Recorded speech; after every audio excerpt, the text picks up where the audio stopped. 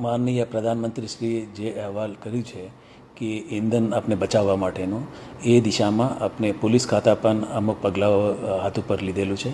આ બાબતમાં આજે એક વિડીયો કોન્ફરન્સિંગ માધ્યમથી જિલ્લાના તમામ એસપીઓને, રેન્જના આઈજી અને શહેરના કમિશનર ઓફ પોલીસને તમામ સૂચના આપવામાં આવેલી છે કે પોલીસની રોજિંદા કામમાં કે કેવી રીતે આપણે ઈંધણને આપણે બચાવી શકે છે, ઓછા આપણે ઘટાડો કરી શકાય।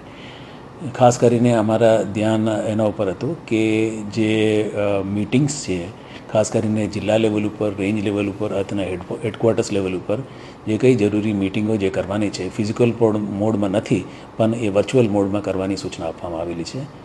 બીજી એક વાત છે કે જે ઇન્વેસ્ટિગેટિંગ ઓફિસર્સ જે કોર્ટ મુદ્દતમાં વધુ સંખ્યામાં જતા હોઈએ છે જુદા જુદા કોર્ટોમાં, અમે આગ્રહ રાખ્યું છે કે આ ઇન્વેસ્ટિગેટિંગ ઓફિસર્સ પણ જે કોર્ટની પરવાનગી લે એ પણ આપણા વર્ચ્યુઅલ મોડમાં એ અટેન્ડ કરી શકાય એ દિશામાં પણ આપણે પગલાં લેવા સૂચના આપવામાં આવેલી છે।